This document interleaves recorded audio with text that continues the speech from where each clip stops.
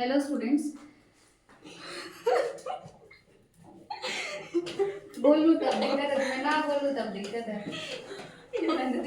ना मत करना ज्यादा कुछ होता है ऐसी। देखो ये तो कॉट तो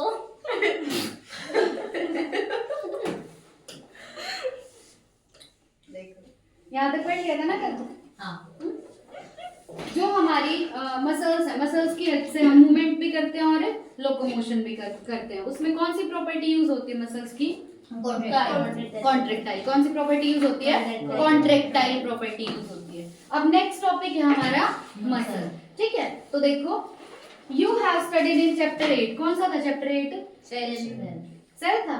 That the cilia and flagella are the outgrowths of the cell membrane। कि जो सेल मेम्ब्रेन होती है उस सेल मेम्ब्रेन की ही आउटग्रोथ है सीलिया और फ्लैजिला। जैसे ये तुम्हारी सेल मेम्ब्रेन है तो इस सेल मेम्ब्रेन से ही निकले होते हैं सीलिया और फ्लैजिला। ठीक है, तो सीलिया और फ्लैजिला कहाँ से निकले रोहित?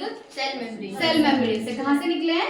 सेल मेम्ब्रेन से। हमारी सेल मेम्ब्रेन है, वहां से फिंगर लाइक स्ट्रक्चर निकले हैं और उन फिंगर लाइक स्ट्रक्चर का नाम क्या है? सीलिया और फ्लैजिला। ठीक है, flagellar movement helps in the swimming of spermatozoa. Spermatozoa बोलते हैं स्पर्म को। स्पर्मेटोजोआ किसको बोलेंगे? स्पर्म को बोलते हैं। Maintenance of water current in the canal system of sponges. Sponges के अंदर क्या था? Water canal system. तो वाटर कैनाल सिस्टम में जो वाटर करंट मेंटेन किया जाता है, वाटर करंट मतलब पानी बहता रहे। ठीक है, अब स्पंजेस के अंदर जो वाटर की एंट्री थी वो किसके थ्रू हो रही थी? ऑस्टिया के थ्रू। और जो वाटर बाहर निकल रहा था वो निकल रहा था ऑस्क्यूलम के थ्रू। स्पंजेस में था वाटर कैनाल सिस्टम। अब वाटर अंदर आएगा और बाहर जाएगा तभी तो होगा ना पॉसिबल, जब पानी हमेशा बहता रहे, है ना, यानी पानी में हमेशा वाटर करंट हो। तो स्पंजेस के अंदर जो वाटर करंट मेंटेन किया जाता है वो कौन करेगा मेंटेन? Flagellar movement. कौन मेंटेन करेगा? Flagellar movement. जो स्पर्मेटोजोआ है, जो स्पर्म है, वो स्विम कर पाता है। किसकी वजह से स्विम कर पाता है? फ्लैजुलर मूवमेंट की वजह से। ठीक है, तीसरा क्या है? Locomotion of protozoas like euglena. जो यूग्लिना होता है, यूग्लिना क्या है? यूग्लिनॉइड है। और यूग्लिनॉइड क्या है? एक प्रोटिस्ट। यूग्लिनॉइड क्या है? एक प्रोटिस्ट है। ठीक है, तो जो यूग्लिना है उसके अंदर जो लोकोमोशन होता है वो भी होता है किसकी हेल्प से? फ्लैजुलर मूवमेंट की हेल्प से। किसकी हेल्प से होता है? Flagellar movement. तो बताओ अब तक हमने क्या देखा? ये जैसे हमारी सेल मेम्ब्रेन है, सेल मेम्ब्रेन से क्या निकले होते हैं? सीलिया और फ्लैजिला। क्या निकले होते हैं? सीलिया और फ्लैजिला निकले होते हैं। अब हम फर्स्ट टाइप की मूवमेंट पढ़ रहे हैं और फर्स्ट टाइप की मूवमेंट है हमारी फ्लैजुलर मूवमेंट। फर्स्ट टाइप की मूवमेंट क्या है? Flagellar movement. फ्लैजुलर मूवमेंट में फर्स्ट एग्जांपल हमने देखा स्विमिंग ऑफ स्पर्मेटोजोआ। क्या देखा? Swimming of spermatozoa. स्पर्मेटोजोआ किसको बोलते हैं? स्पर्म को, है ना। स्पर्मेटोजोआ किसको बोलते हैं? और स्पर्म क्या होता है? Male gamete. स्पर्म क्या होता है? जैसे फीमेल्स के अंदर एग बनता है, एग का एक और नाम कल बताया था, ओवम या ओवा, है ना। तो एग को बोलते हैं ओवम या ओवा, वो फीमेल गैमेट होता है। और मेल गैमेट क्या होता है? स्पर्मेटोजोआ या स्पर्म। ठीक है, तो जो स्पर्म है वो स्विम करता है कौन सी मूवमेंट से? क्योंकि स्पर्म के अंदर प्रेजेंट होता है फ्लैजिला और उस फ्लैजिला की हेल्प से ही वो स्विम कर पाता है। ठीक है, उसके बाद सेकंड एग्जांपल हमने क्या देखा? स्पंजेस का। सेकंड एग्जांपल क्या देखा? स्पंजेस का। अब स्पंजेस में प्रेजेंट है एक सिस्टम, कौन सा? Water canal system. क्या प्रेजेंट है स्पंजेस में? Water canal system. अब वाटर कैनाल सिस्टम जो है इसमें हमेशा मेंटेन रहता है वाटर करंट। क्या मेंटेन रहेगा? Water current. Water current. इस वाटर करंट को कौन सी मूवमेंट मेंटेन रखेगी? Flagellar movement. कौन सी मूवमेंट रखेगी मेंटेन? Flagellar movement. ठीक है, तीसरा एग्जांपल और था हमारे पास। तीसरा एग्जांपल क्या है? यूग्लिना। हमारे पास है यूग्लिना। क्या है हमारे पास? यूग्लिना जो होता है ना वो एक प्रोटिस्ट होता है। यूग्लिना क्या होता है? एक प्रोटिस्ट होता है। पढ़ा था ना बायोलॉजिकल क्लासिफिकेशन में, है ना। और प्रोटिस्ट में भी ये क्या है? यूग्लिनॉइड। प्रोटिस्ट में भी क्या है? यूग्लिनॉइड। ठीक है, अब इस यूग्लिना के अंदर होता है लोकोमोशन। क्या होता है? लोकोमोशन। इसके अंदर लोकोमोशन होगा किसकी वजह से? फ्लैजिला फ्लैजिला की वजह से। किसकी वजह से होगा? फ्लैजिला की वजह से। ठीक है, तो फ्लैजिलर मूवमेंट में कितने एग्जांपल देखे हमने? 3। याद हो गए? अब मसल जो है वो एक स्पेशलाइज्ड टिश्यू है। मसल क्या है? एक स्पेशलाइज्ड टिश्यू है और मसल का ओरिजिन होता है मेसोडर्मल। मसल का ओरिजिन कैसा है? मेसोडर्मल। अब मेसोडर्म क्या है? हमने देखा था जो ट्रिप्लोब्लास्टिक ऑर्गेनाइजेशन होती है उसमें 3 लेयर होती हैं। कौन कौन सी? एक्टोडर्म, मेसोडर्म और एंडोडर्म। अब ये जो 3 लेयर है ये पूरा ऑर्गेनिज्म बनाते हैं। हमारे बॉडी के कुछ पार्ट बने हुए हैं एक्टोडर्म से, कुछ पार्ट बने हुए हैं एंडोडर्म से, कुछ पार्ट बने हुए हैं मेसोडर्म से। जो हमारा मसल टिश्यू है वो क्या है? एक स्पेशलाइज्ड टिश्यू। मसल टिश्यू क्या है? एक स्पेशलाइज्ड टिश्यू। जो हमारी मसल है वो इन तीनों में से कौन सी लेयर से आई है? मेसोडर्म से। कौन सी लेयर से आई हमारी मसल? मेसोडर्म से। तो muscles are mesodermal in origin। ठीक है, about 40 to 50% of the body weight of a human adult is contributed by muscles। हमारी बॉडी का जितना भी वेट हो, लेकिन हम बात कर रहे हैं अडल्ट ह्यूमन की। ठीक है, एक अडल्ट ह्यूमन का जितना भी बॉडी वेट होता है, जितना भी वो भारी है, उसका 40 से 50% किसकी वजह से है वो वेट? मसल्स की वजह से। ठीक है, तो किसी भी अडल्ट ह्यूमन का जो बॉडी वेट है उसका 40 से 50% किसकी वजह से होता है? मसल्स की वजह से होता है। ठीक है, दे हैव स्पेशल प्रॉपर्टीज। बहुत ज्यादा इंपॉर्टेंट, मसल्स के पास कुछ स्पेशल प्रॉपर्टी होती है। पहली प्रॉपर्टी है एक्साइटेबिलिटी। पहली प्रॉपर्टी क्या है? एक्साइटेबिलिटी। मतलब मसल्स एक्साइट हो सकती हैं। ठीक है, मसल्स क्या हो सकती हैं? एक्साइट हो सकती है। एक्साइट मतलब उन्हें बाहर से अगर कोई सिग्नल मिले, है ना। अब अगर मेरे को यहाँ किसी ने मारा तो मैं अपना पैर पीछे करूंगी ना, साइड में करूंगी, तो ये क्या मिला? बाहर से सिग्नल मिला, तो मेरी मसल्स क्या हुई? एक्साइट। क्या हुई? Muscles excite. तो पहली प्रॉपर्टी क्या है मसल्स की? एक्साइटेबिलिटी। दूसरी प्रॉपर्टी है मसल्स की कॉन्ट्रैक्टिलिटी। दूसरी क्या है? कॉन्ट्रैक्टिलिटी, मतलब मसल्स कर सकती हैं कॉन्ट्रैक्ट। तीसरी प्रॉपर्टी है एक्सटेंसिबिलिटी। तीसरी प्रॉपर्टी क्या है? एक्सटेंसिबिलिटी। अब एक होता है कॉन्ट्रैक्शन और एक होता है एक्सटेंशन। अगर मसल कॉन्ट्रैक्ट कर रही है तो रिलैक्स भी तो करेगी ना, तो रिलैक्स होना मतलब एक्सटेंड होना, है ना। तो मसल्स में कॉन्ट्रैक्शन भी हो सकता है और एक्सटेंशन भी हो सकता है। तो 3 प्रॉपर्टी अब तक कौन कौन सी देखी? पहली एक्साइटेबिलिटी, दूसरी कॉन्ट्रैक्टिलिटी, तीसरी एक्सटेंसिबिलिटी। अब लास्ट प्रॉपर्टी है इलास्टिसिटी। लास्ट प्रॉपर्टी क्या है? इलास्टिसिटी। तो देखो 3 तो ई से है और एक सी से है। 3 ई की प्रॉपर्टी कौन कौन सी है? एक तो मसल्स है, एक्साइटेबल होती है मसल। दूसरा मसल्स होती है एक्सटेंसिबल है, मतलब एक्सटेंड हो सकती है। और तीसरा है इलास्टिसिटी, मतलब मसल्स क्या है? इलास्टिक इन नेचर है। और लास्ट है मसल्स में कॉन्ट्रैक्शन हो सकता है, तो ये है कॉन्ट्रैक्टिलिटी इनके अंदर। Muscles have been classified using different criteria. अब मसल्स को हमने अलग अलग तरीके से क्लासिफाई किया हुआ है, अलग अलग तरीके से डिवाइड किया हुआ है। किस बेसिस पे? लोकेशन के बेसिस पे। कौन सी मसल कहाँ पे प्रेजेंट है उस बेसिस पे हमने मसल्स को अलग अलग ग्रुप्स में बांट दिया। सेकंड है अपीयरेंस, कि कौन सी मसल कैसी दिखती है, उसके बेसिस पे भी उसको हमने अलग अलग ग्रुप में बांट दिया। थर्ड क्या है? Nature of regulation of their activities. किस टाइप की एक्टिविटीज वो रेगुलेट कर रही हैं, उस बेसिस पे भी हमने मसल्स को अलग अलग ग्रुप्स में बांट दिया। तो मसल्स को हमने क्लासिफाई किया है 3 बेसिस पे। पहला लोकेशन, दूसरा अपीयरेंस, कि वो मसल दिखती कैसी है, और तीसरा किस टाइप की एक्टिविटी वो रेगुलेट कर रही है उसके बेसिस पे। ठीक है, बेस्ड ऑन देयर लोकेशन के बेसिस पे मसल्स होती हैं 3 टाइप की। लोकेशन के बेसिस पे मसल्स कितने टाइप की? 3 टाइप की हैं। ठीक है, फर्स्ट टाइप है स्केलेटल मसल। फर्स्ट टाइप की मसल कैसी है? Skeletal muscle. सेकंड टाइप की मसल है विसरल मसल। सेकंड टाइप की कौन सी होंगी? विसरल मसल होंगी। और थर्ड टाइप की होती है कार्डियक मसल। थर्ड टाइप की कौन सी है? Cardiac muscle. पहली बात तो मसल्स को हम क्लासिफाई करते हैं ऑन द बेसिस ऑफ पहला लोकेशन, दूसरा अपीयरेंस, कि वो दिखती कैसी है, और तीसरा किस टाइप की एक्टिविटी वो रेगुलेट कर रही है। अब लोकेशन के बेसिस पे मसल्स आर ऑफ 3 टाइप्स। पहली टाइप की मसल स्केलेटल मसल, दूसरी टाइप की मसल विसरल मसल, और तीसरी टाइप की मसल कार्डियक मसल। अब एक एक करके पढ़ेंगे, एक बार देख लेते हैं कितना पढ़ा हमने। कोई भी ह्यूमन बीइंग है, उस ह्यूमन बीइंग का 40 to 50% वेट किसकी वजह से है? मसल्स की वजह से। किसकी वजह से है? मसल्स की वजह से। मसल्स का ओरिजिन कौन सी लेयर से हुआ है?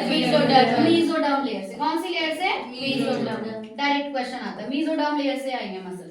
उसके बाद हाँ, मसल्स क्या है? स्पेशलाइज्ड टिश्यू है। अब मसल्स के पास है टोटल 4 प्रॉपर्टी। कितनी प्रॉपर्टी है? पहली बताओ भाई। एक्साइटेबिलिटी, मतलब ये एक्साइटेबल है। Next property contractility. नेक्स्ट क्या है? कॉन्ट्रैक्टिलिटी। हाँ, नेक्स्ट क्या है? एक्सटेंसिबिलिटी। थर्ड है एक्सटेंशन हो सकता है इनमें, तो एक्सटेंसिबिलिटी। फोर्थ क्या है?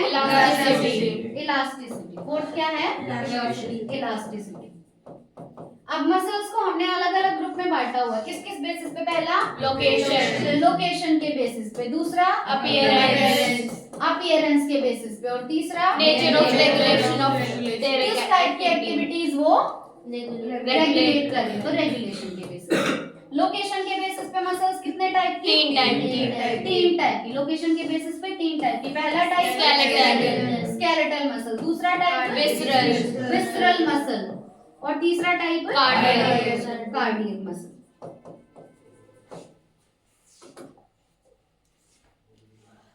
अब देखो स्केलेटल मसल में क्या है? Are closely associated with the skeletal component of the body. जो हमारी बॉडी के स्केलेटल कंपोनेंट है। स्केलेटल कंपोनेंट मतलब जैसे हमारी बोन्स होगी, कार्टिलेज हो गया ना, हमारी हड्डियां वगैरह जो है, जो पूरा हड्डियों का ढांचा है हमारे अंदर, वो बनाता है हमारा स्केलेटल सिस्टम। क्या बनाएगा? Skeletal system. तो हमारे स्केलेटल सिस्टम के साथ ही जुड़ी हुई है कौन सी मसल? Skeletal muscle. कौन सी मसल जुड़ी है? Skeletal muscle. अब इनकी होती है स्ट्राइप्ड अपीयरेंस। स्केलेटल मसल की कैसी अपीयरेंस होगी? स्ट्राइप्ड अपीयरेंस होगी। स्ट्राइप्ड अपीयरेंस का मतलब क्या है? इसमें पट्टियां बनी हुई है, स्ट्रिप्स बनी हुई है। क्या बनी हुई है? इसमें स्ट्रिप्स बनी हुई है, पट्टियां बनी हुई है। इसीलिए हम कहेंगे ये मसल्स स्ट्राइटेड है। कैसी है मसल? स्ट्राइटेड। स्ट्रिप्स को बोलते हैं स्ट्राइशंस। स्ट्रिप्स को क्या बोलते हैं? स्ट्राइशंस। तो इन मसल्स में स्ट्रिप्ड बनी हुई है, यानी पट्टियां बनी हुई है, और पट्टियों का या स्ट्रिप्स का एक और नाम है स्ट्राइशन। क्या है नाम? स्ट्राइशन। जो स्ट्रिप्स होती हैं, स्ट्रिप्स मतलब कुछ इस टाइप के स्ट्रक्चर, ठीक है? तो स्ट्रिप्स को और क्या बोलते हैं? स्ट्राइशंस। अब इन मसल्स के अंदर स्ट्राइशंस प्रेजेंट है, इसीलिए मसल्स का नाम क्या होगा? Striated muscle. स्ट्राइटेड मसल कौन सी मसल का नाम है? एक और स्केलेटल मसल का। ये जुड़े हुए हैं हमारे स्केलेटल सिस्टम के साथ, ठीक है? Striped appearance. जब हमने माइक्रोस्कोप के नीचे देखा इन मसल को, तो माइक्रोस्कोप के नीचे हमें बहुत सारी स्ट्रिप्स दिखी, ठीक है? उसके बाद as their activities are under the voluntary control of the nervous system. अब जो हमारा नर्वस सिस्टम होता है, हमारा नर्वस सिस्टम 2 टाइप से काम कर सकता है। एक तो जो हम चाहे वही हो, जैसे अब अगर मैं चाह रही हूँ तो मैं बोल रही हूँ ना, है ना? अगर मैं ना चाहूँ तो मैं नहीं बोलूंगी। जो काम हमारे चाहने पे होता है उस काम को बोलते हैं वॉलंटरी काम। उस काम को क्या बोलते हैं? वॉलंटरी काम। और ऐसा काम, अब जैसे तुम्हारा दिल है, तुम्हारा हार्ट है, क्या तुम चाहते हो तब धड़कता है? हमेशा धड़कता है? हमेशा धड़कता है। तो वो काम है इनवॉलंटरी। कैसा है वो काम? इनवॉलंटरी। और जो काम तुम्हारे चाहने पे होता है वो होता है वॉलंटरी। तो जो स्केलेटल मसल है they are voluntary in nature. ये नेचर में कैसी होंगी? वॉलंटरी। मतलब जब तुम चाहते हो सिर्फ तभी काम करेगी, ठीक है?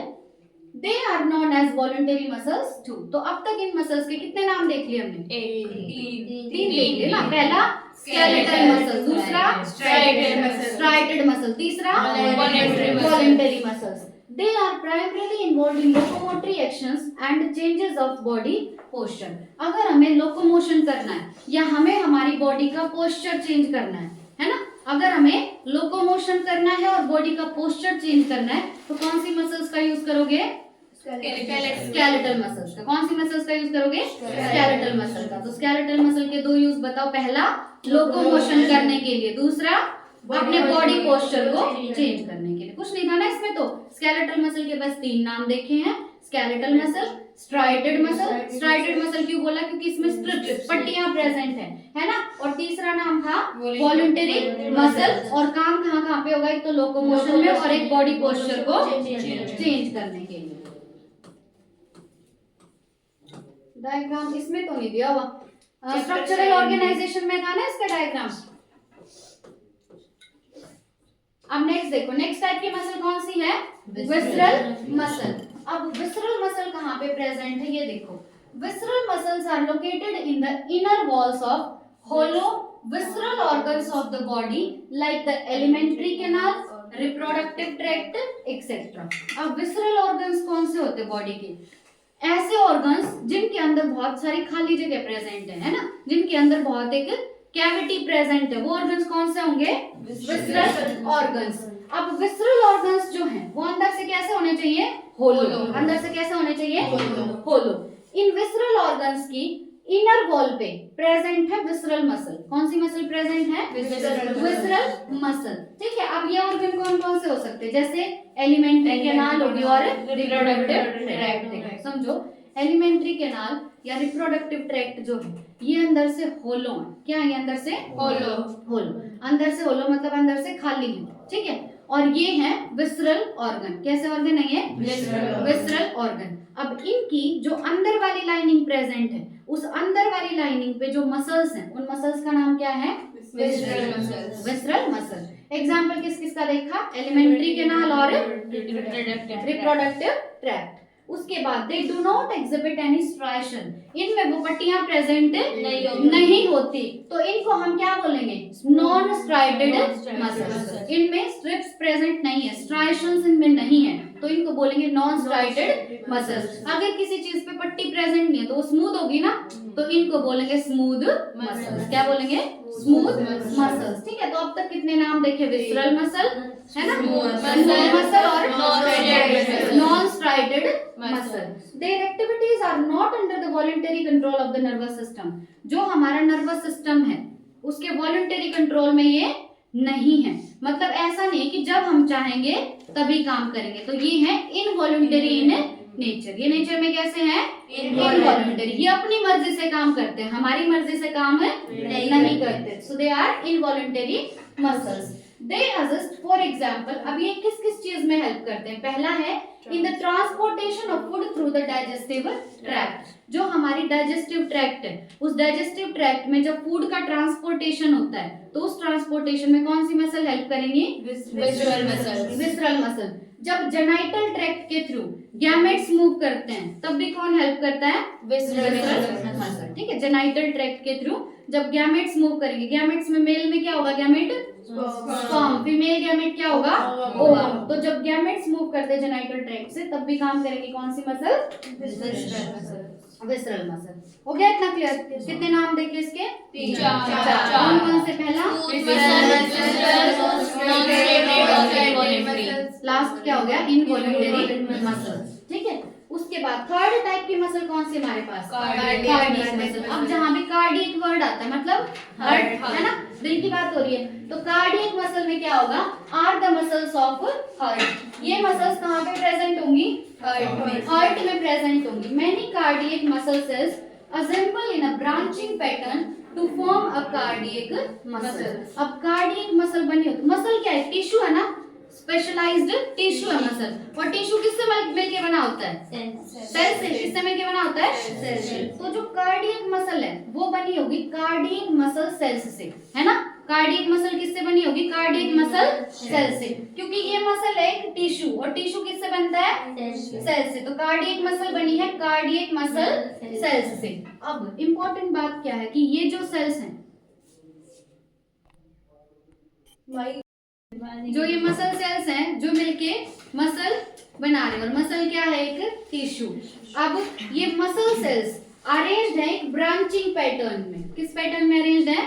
ब्रांचिंग पैटर्न में। तो पूछते हैं कि जो कार्डियक मसल के सेल्स हैं वो ब्रांच्ड है या अनब्रांच्ड है? ब्रांच्ड। कैसे है? ब्रांच। तो कार्डियक मसल सेल हैं, उन मसल सेल्स में ब्रांचिंग हो रखी है, और ब्रांचिंग की वजह से बना है कार्डियक मसल जो कि है एक टिश्यू। ठीक है। Based on appearance cardiac muscles are striated. अब ये जो कार्डियक मसल है ना, इसमें दोनों के फीचर्स आ गए। स्केलेटल मसल कैसी थी? स्ट्रेटेड। स्केलेटल मसल कैसी थी? स्ट्रेटेड। और विसरल मसल थी इनवॉलंटरी। विसरल मसल कैसी थी?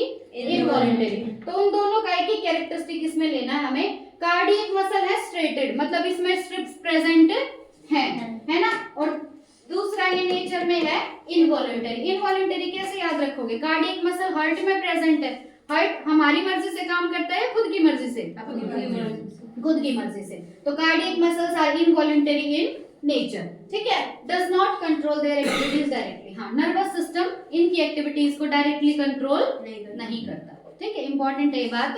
नर्वस सिस्टम 12:40 हो गए, कोई बात नहीं। नर्वस सिस्टम आ कार्डियक रहा है घर से।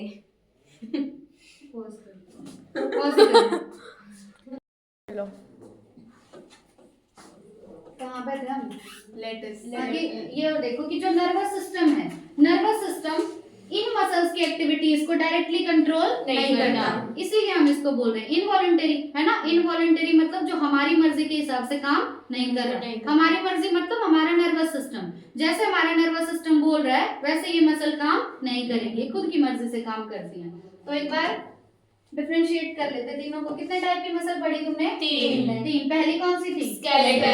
स्केलेटल मसल, ठीक है। दूसरे टाइप की कौन सी? Visceral muscle. तुम भी लिखो साथ साथ ऐसे अपनी कॉपी में, विसरल मसल। और तीसरी टाइप की कौन सी थी? Cardiac muscle. अब इनके नाम बताते जाना, मैं एक बार लिख लो, एक बार रफ में लिख रहे हो तो लिख लो। स्केलेटल मसल का एक और नाम स्ट्रेटेड मसल। स्ट्रेटेड मसल क्योंकि इसमें स्ट्रिप्स प्रेजेंट होती हैं, स्ट्रेटेड मसल बोलेंगे इनको। दूसरा नाम वॉलेंटरी मसल्स। तीसरा नाम स्मूथ ना, तीन नाम है इसके, ठीक है। स्केलेटल, स्ट्रेटेड और वॉलेंटरी। कहाँ पे प्रेजेंट होती है स्केलेटल मसल?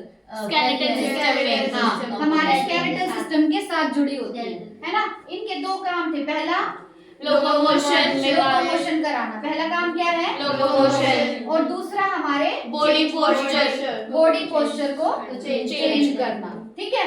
फिर हम बात करते हैं विसरल मसल की। विसरल मसल का एक और नाम स्मूथ मसल। स्मूथ मसल क्यों? क्योंकि इसमें स्ट्रेशंस प्रेजेंट नहीं है, स्ट्रेशंस नहीं है, इसीलिए इसको बोलेंगे नॉन स्ट्रेटेड मसल। तीसरा नाम क्या था? Non voluntary. इनवॉलेंटरी भी बोल सकते हो, नॉन वॉलेंटरी। इनवॉलेंटरी मसल मतलब हमारी मर्जी के हिसाब से काम ये नहीं करती, ठीक है। कहाँ पे प्रेजेंट होगी? लोकेशन इनकी इंपॉर्टेंट है। होलो विसरल ऑर्गन्स में। हमारे विसरल ऑर्गन जो हैं, विसरल ऑर्गन भी कैसे होंगे?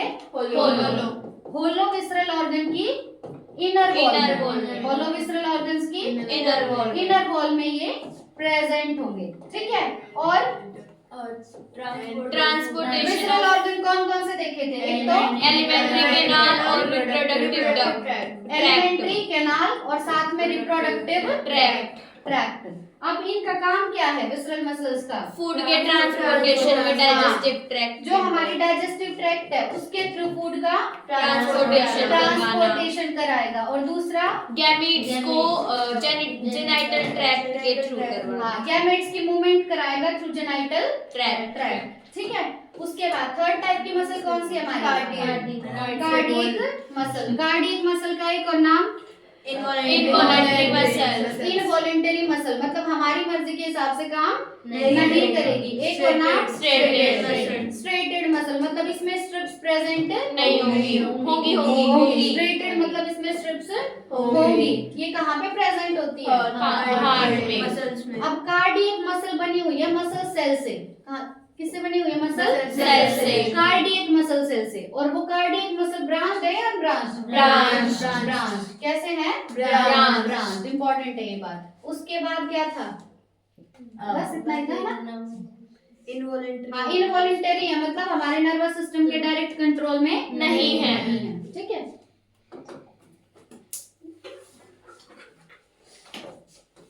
अब देखो ये वाला जो पोर्शन है ना, ये बहुत ज्यादा इंपॉर्टेंट है और थोड़ा सा कंफ्यूजिंग है, तो बिल्कुल ध्यान से समझना। कल नहीं करेंगे, ये हम आज ही करेंगे, ठीक है। ओके, तो देखो लेट अस एग्जामाइन अ स्केलेटल मसल। हम किसको पढ़ रहे हैं? अब एक स्केलेटल मसल को पढ़ रहे हैं। तीन टाइप की मसल थी ना, उनमें से कौन सी पढ़ेंगे? अब स्केलेटल मसल पढ़ेंगे in detail to understand the structure and mechanism of contraction. एक तो हम स्केलेटल मसल का स्ट्रक्चर पढ़ेंगे और साथ में किस तरीके से कॉन्ट्रैक्शन होता है उस कॉन्ट्रैक्शन का मैकेनिज्म पढ़ेंगे, ठीक है। तो स्ट्रक्चर पढ़ेंगे और मैकेनिज्म ऑफ कॉन्ट्रैक्शन। कौन सी मसल की हेल्प से? skeletal muscle की हेल्प से। Each organized skeletal muscle in our body is made up of a number of muscle bundles or fascicles held together by a common collagenous connective tissue layer called fascia। अब हर एक जो हमारी skeletal muscle है वो skeletal muscle बनी हुई है muscle bundle से। स्केलेटल मसल किससे बनी है? मसल बंडल से। और मसल बंडल का एक और नाम है फेसिकल। मसल बंडल का एक और नाम क्या है? फेसिकल है। ठीक है, अब ये जो मसल बंडल है या फेसिकल है, जैसे बहुत सारे मसल बंडल रखे हुए हैं, अब ये मसल बंडल आपस में जुड़े हुए हैं with the help of connective tissue. किसकी हेल्प से जुड़े हुए हैं? कनेक्टिव टिश्यू की हेल्प से। मतलब ये आपस में एक लेयर से जुड़े हैं और वो लेयर किसकी बनी हुई है? Connective tissue. और कनेक्टिव टिश्यू भी कौन सा? कोलेजनस। मतलब कनेक्टिव टिश्यू कोलेजन का बना हुआ है। किसका बना हुआ है? कोलेजन का। ठीक है, each muscle bundle contain a number of muscle fibre. अब हर एक मसल बंडल किसका बना हुआ है? मसल फाइबर का। हर एक मसल बंडल किसका बना है? मसल फाइबर का बना हुआ है। तो अब तक हमने क्या देखा? मसल फाइबर है, मसल फाइबर बनाएंगे मसल बंडल। देखो फाइबर ना तुम रस्सी मान के चलो, ठीक है, फाइबर तुम धागा मानो। फाइबर क्या मानोगे? धागा। अब बहुत सारे धागे अगर तुम जोड़ दोगे तो रस्सी बन जाएगी ना, मतलब एक बंडल बन जाएगा। तो जब तुम मसल फाइबर्स को जोड़ते हो तो उनके जोड़ने से बनेगा मसल बंडल। क्या बनेगा? Muscle bundle. और जब बहुत सारे मसल बंडल जुड़ जाएंगे तब बनेगी मसल। तब क्या बनेगी? मसल। कौन सी मसल बनेगी? स्केलेटल। ठीक है, each muscle fiber is lined by the plasma membrane called sarcolemma enclosing the sarcoplasm। अब जैसे ये है तुम्हारा मसल फाइबर, ठीक है, अब मसल फाइबर की ये जो मेम्ब्रेन है ना, बाहर की जो बाउंड्री है, इस बाउंड्री को बोलते प्लाज्मा मेम्ब्रेन। क्या बोलेंगे? प्लाज्मा। और इसकी प्लाज्मा मेम्ब्रेन का नाम है सार्कोलेमा। इसकी प्लाज्मा मेम्ब्रेन का नाम क्या है? तो सार्कोलेमा किसकी प्लाज्मा मेम्ब्रेन है? मसल फाइबर की। और इस मसल फाइबर के अंदर का जितना भी स्पेस है, जैसे सेल के अंदर का स्पेस क्या होता है? साइटोप्लाज्म। तो मसल फाइबर के अंदर का स्पेस होगा सार्कोप्लाज्म। क्या होगा? सार्कोप्लाज्म। ठीक है, अब यहाँ तक देख लो एक बार। हम कौन सी मसल पढ़ रहे हैं? स्केलेटल मसल पढ़ रहे हैं। ठीक है, स्केलेटल मसल सबसे पहले सबसे छोटी यूनिट देखते हैं। हमारे पास है मसल फाइबर। क्या है हमारे पास? मसल फाइबर्स है। ठीक है, अब ये जो मसल फाइबर है ये आपस में जुड़े हुए हैं, है ना। पहले मसल फाइबर का स्ट्रक्चर देख लेते हैं। जैसे ये मान लो मसल फाइबर है तुम्हारे पास, तो जो मसल फाइबर की प्लाज्मा मेम्ब्रेन है उस प्लाज्मा मेम्ब्रेन का नाम क्या है? सार्कोलेमा। और जो मसल फाइबर के अंदर ये स्पेस है इसको क्या बोलेंगे? सार्कोप्लाज्म। क्या बोलेंगे? सार्कोप्लाज्म। अब ये बहुत सारे मसल फाइबर जुड़ के बनाएंगे मसल बंडल। क्या बनाएंगे? Muscle bundle. मसल बंडल का एक और नाम फेसिकल। एक और नाम क्या है? फेसिकल। अब ये जो मसल बंडल है, जैसे ये हो गए मसल बंडल बहुत सारे या फेसिकल्स, ये आपस में एक लेयर से जुड़े हुए हैं। किससे जुड़े हुए हैं? लेयर से। वो लेयर किसकी है? कोलेजनस कनेक्टिव टिश्यू की। वो लेयर कोलेजन की बनी हुई है, इसलिए कोलेजनस बोलेंगे। क्या बोलेंगे? कोलेजनस। और किसकी लेयर है? Connective tissue. तो ये बीच में लेयर क्या है? कोलेजनस कनेक्टिव टिश्यू की लेयर है। क्या हो गया? कोलेजनस कनेक्टिव टिश्यू की ये लेयर है। ठीक है, उसके बाद ये है हमारे मसल बंडल या फेसिकल। और ये जो पूरा स्ट्रक्चर बन गया इसका नाम क्या है? फेसिया। Skeletal muscle. इसका नाम क्या है? Skeletal muscle. मतलब इस कोलेजनस कनेक्टिव टिश्यू का नाम फेसिया नहीं था? देखते हैं लिखा हुआ है, लिख रखा है, लिखा था ये। हाँ, ये रह गया मेरे से। जो ये कोलेजनस कनेक्टिव टिश्यू है, जो ये लेयर है, इस लेयर का नाम क्या होगा? फेसिया। ठीक है, रह गया था। लेयर का नाम क्या होगा? फेसिया। और जो मसल बंडल है उनका नाम क्या होगा? फेसिकल्स। ठीक है, लेयर का नाम क्या है? फेसिया। लेयर का नाम क्या है? फेसिया। ठीक है, अब उसके बाद muscle fibre is a syncytium. Muscle fibre क्या है? एक सिंसाइशियम और सिनोसिटिक हाइफे। याद है ना? सिंसाइशियम का मतलब क्या था? मल्टीपल न्यूक्लियस, है ना। सिंसाइशियम का मतलब क्या होता है? Multiple nucleus. देखो, अगर एक से ज्यादा न्यूक्लियस प्लांट सेल में है तो यूज करते हैं सिनोसिटिक। तो वर्ड क्या यूज करेंगे? सिनोसिटिक। अगर एक से ज्यादा न्यूक्लियस एनिमल सेल में है तो वर्ड यूज करते हैं सिंसाइशियम। क्या वर्ड यूज करेंगे? सिंसाइशियम। तो जो मसल फाइबर है, मसल फाइबर एक सिंसाइशियम है। मसल फाइबर क्या है? सिंसाइशियम। मतलब इसमें न्यूक्लियस एक होगा या एक से ज्यादा होगा? एक से ज्यादा। एक से ज्यादा न्यूक्लियस होंगे इसमें। मसल फाइबर एक सिंसाइशियम है as the sarcoplasm contain many nucleus. Sarcoplasm क्या है? मसल फाइबर के अंदर का स्पेस है ना। तो मसल फाइबर के अंदर का जो स्पेस है यानी जो सार्कोप्लाज्म है उसमें एक से ज्यादा न्यूक्लियाई है, बहुत सारे न्यूक्लियाई हैं, इसीलिए हम मसल फाइबर को कहते हैं कि वो है सिंसाइशियम। The endoplasmic reticulum, that is sarcoplasmic reticulum of muscle fiber, is the storehouse of calcium ions.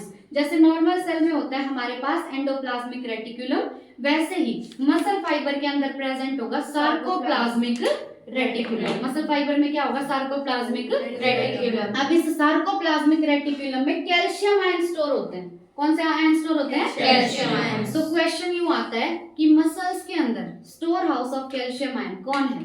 Sarcoplasmic reticulum. Sarcoplasmic reticulum. और सार्कोप्लाज्मिक रेटिकुलम भी किसका पार्ट है? Muscle fibre. किसका पार्ट है? मसल फाइबर का। ठीक है। उसके बाद a characteristic feature of the muscle fiber is the presence of a large number of parallelly arranged filaments in the sarcoplasm called myofilaments और myofibrils। अब ये जो मसल फाइबर है, इस मसल फाइबर का एक कैरेक्टरिस्टिक फीचर है, मतलब इसका एक खुद का एक यूं मान लो इसके अंदर हाँ फीचर है इसका एक जो इसके अंदर प्रेजेंट है। क्या प्रेजेंट है मसल फाइबर के अंदर? Large number of parallelly arranged filaments. Large number of parallelly arranged filaments, मतलब इसमें फिलामेंट्स होंगे, ऐसे धागे टाइप स्ट्रक्चर प्रेजेंट होंगे और वो आपस में अरेंज्ड हैं पैरेलली। कैसे अरेंज्ड? आपस में पैरेलली। ठीक है। इसके सार्कोप्लाज्म में पड़े हुए हैं और इन फिलामेंट्स का नाम है मायोफिलामेंट या मायोफिब्रिल्स। ठीक है। इनका नाम क्या है? मायोफिलामेंट या मायोफिब्रिल्स। समझ लो, इंपॉर्टेंट है वो। देखो हम पढ़ रहे हैं मसल फाइबर। ठीक है। मान लो ये तुम्हारा मसल फाइबर है। मसल फाइबर की प्लाज्मा मेम्ब्रेन का नाम बताना। सार्कोलेमा। सार्कोलेमा। प्लाज्मा मेम्ब्रेन का नाम क्या होगा? सार्कोलेमा। और ये अंदर का जितना भी स्पेस है इसको बोलेंगे सार्कोप्लाज्म। सार्कोप्लाज्म। ठीक है। अब जो ये मसल फाइबर का सार्कोप्लाज्म है ये सिंसाइशियम है या एक ही न्यूक्लियस होगा इसमें? सिंसाइशियम है। सिंसाइशियम मतलब इसमें एक से ज्यादा न्यूक्लियस है। ठीक है। अब जैसे एंडोप्लाज्मिक रेटिकुलम होता है उसी तरीके से इसमें प्रेजेंट होगा sarcoplasmic reticulum. Sarcoplasmic reticulum which is the storehouse of calcium ions. It is the storehouse of calcium ions. ठीक है। स्ट्रक्चर किसका पढ़ रहे हैं? मसल फाइबर का। ये मसल फाइबर है, एक मसल फाइबर देख रहे हैं। अब मसल फाइबर में प्रेजेंट है कुछ फिलामेंट। क्या प्रेजेंट है? कुछ फिलामेंट। ये फिलामेंट पैरेलली अरेंज्ड है। कैसे अरेंज्ड है फिलामेंट? पैरेलली अरेंज्ड है ये फिलामेंट और इन फिलामेंट्स का नाम है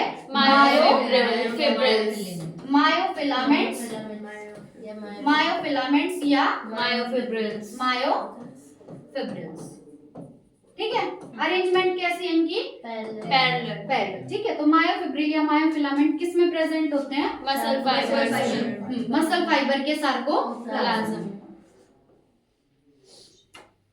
Each myofibril has alternate dark and light band on it। अब ये जो मायोफिब्रिल या मायोफिलामेंट हमने देखा है ना, इसके ऊपर प्रेजेंट होंगे डार्क और लाइट बैंड, और ये डार्क और लाइट बैंड ऑल्टरनेट होते हैं। ऑल्टरनेट मतलब एक डार्क एक लाइट, एक डार्क एक लाइट। ठीक है। तो हमने ये जो मायोफिलामेंट देखा है या मायोफिब्रिल देखा है, इसके ऊपर प्रेजेंट है बैंड। क्या प्रेजेंट है इस पे? बैंड प्रेजेंट है और बैंड की अरेंजमेंट है ऑल्टरनेट। बैंड की अरेंजमेंट कैसी है? ऑल्टरनेट, मतलब एक डार्क एक लाइट, एक डार्क एक लाइट। ठीक है। A detailed study of the myofibril has established that the striated appearance is due to the distribution pattern of two important proteins, actin and myosin। जब मायोफिब्रिल की detail study की गई है ना, कौन सी मसल पढ़ रहे हैं हम? ये स्केलेटल कैसी थी? स्ट्रेटेड या नॉन स्ट्रेटेड? स्ट्रेटेड थी है ना, मतलब उस पे पट्टियां प्रेजेंट थी है ना। तो ये मसल जो है ये स्ट्रेटेड क्यों है, इसमें ये पट्टियां किसकी वजह से प्रेजेंट हैं? ये दो प्रोटीन की वजह से। किसकी वजह से ये पट्टियां? दो प्रोटीन की वजह से हैं। और ये दो प्रोटीन कौन से हैं? एक्टिन और मायोसिन। ये दो प्रोटीन कौन से? एक्टिन और मायोसिन। तो एक्टिन और मायोसिन का पता हमें तब चला जब हमने मायोफिब्रिल की स्टडी की। किसकी स्टडी की? मायोफिब्रिल की। क्योंकि जो मायोफिब्रिल है उसी के ऊपर तो लाइट और डार्क बैंड प्रेजेंट है ना। तो ये जो पट्टियों वाला अपीयरेंस आ रहा है, पट्टियां जो हमें दिख रही है इस मसल पे, वो किसकी वजह से दिख रही है? दो प्रोटीन की वजह से। वो दो प्रोटीन कौन से? एक्टिन और मायोसिन। ठीक है, कहाँ पे प्रेजेंट है ये बैंड? मायोफिब्रिल पे। कहाँ पे प्रेजेंट है बैंड? मायोफिब्रिल पे। The light band contain actin. जो लाइट बैंड होगा उसमें कौन सा प्रोटीन होगा? एक्टिन। लाइट बैंड में कौन सा प्रोटीन होगा? एक्टिन। और इसको हम बोलते हैं आई बैंड। इस बैंड को क्या बोलेंगे? आई बैंड बोलो या आइसोट्रोपिक बैंड बोलो। ठीक है, आई बैंड या आइसोट्रोपिक बैंड। ठीक है, अब जो डार्क बैंड है, डार्क बैंड में होता है मायोसिन प्रोटीन। डार्क बैंड में कौन सा प्रोटीन होगा?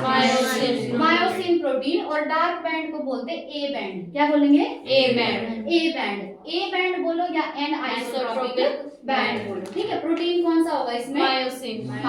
प्रोटीन कौन सा होगा? मायोसिन। देखो, नाइसोट्रोपिक। हाँ, स्ट्रक्चर हम किसका देख रहे हैं? ये स्ट्रक्चर शुरू से मसल फाइबर। ये किसका स्ट्रक्चर है? मसल फाइबर का। मसल फाइबर ने मिलके क्या बनाया? Muscle bundle. मसल बंडल का एक और नाम फेसिकल। ये मसल बंडल आपस में एक लेयर से जुड़े थे। लेयर बनी हुई थी फैसिया। कोलेजनस कनेक्टिव टिश्यू की बनी हुई थी जिसका नाम था फैसिया। क्या था नाम? फैसिया। अब ये हम देख रहे हैं मसल फाइबर। मसल फाइबर के अंदर प्रेजेंट है कुछ फिलामेंट जो कि आपस में कैसे अरेंज्ड है? पैरेलली अरेंज्ड है। ये फाइबर है। फाइबर का नाम क्या था? मायोफिब्रिल या मायोफिलामेंट था इसका नाम। ठीक है, अब इसके अंदर प्रेजेंट है बैंड, है ना? और वो बैंड कैसे प्रेजेंट है? कैसे प्रेजेंट है? ऑल्टरनेटली। लाइट और डार्क बैंड। कैसे बैंड है? लाइट और डार्क बैंड प्रेजेंट है। अब ये लाइट और डार्क बैंड की वजह से अपीयरेंस आती है स्ट्रेटेड। कैसी अपीयरेंस आती है? स्ट्रेटेड मतलब पट्टियां प्रेजेंट है ना, एक बैंड लाइट एक डार्क, एक लाइट एक डार्क। अब ये स्ट्रेटेड अपीयरेंस आ रही है दो प्रोटीन की वजह से। कितने प्रोटीन की वजह से? दो प्रोटीन। कौन से दो प्रोटीन? एक्टिन और मायोसिन। एक है एक्टिन और एक है मायोसिन। एक्टिन कौन से बैंड में है? लाइट बैंड में। एक्टिन कौन से बैंड में है? लाइट बैंड में। देखो, तुम जब एक्ट करते हो, कोई भी काम करते हो तो लाइट में करते हो ना जनरली, है ना? तो एक्टिन प्रोटीन कौन से बैंड में होगा? लाइट बैंड में। ध्यान रखना, हम एक्ट करते हैं लाइट की प्रेजेंस में, तो एक्टिन प्रोटीन होगा लाइट बैंड में। अब लाइट बैंड का एक और नाम है आई बैंड। लाइट बैंड का एक और नाम क्या है? आई बैंड या आइसोट्रोपिक बैंड। आई बैंड या आइसोट्रोपिक बैंड। उसके बाद मायोसिन कौन से बैंड में है? मायोसिन है डार्क बैंड में। इसका एक और नाम क्या होगा? A band. इसका एक और नाम क्या होगा? ए बैंड बोलो या anisotropic band. Anisotropic band. ठीक है, और ये किसके अंदर प्रेजेंट है? मायोफिब्रिल के अंदर। इसमें प्रेजेंट है बैंड मायोफिब्रिल में या मायोफिलामेंट में। ठीक है,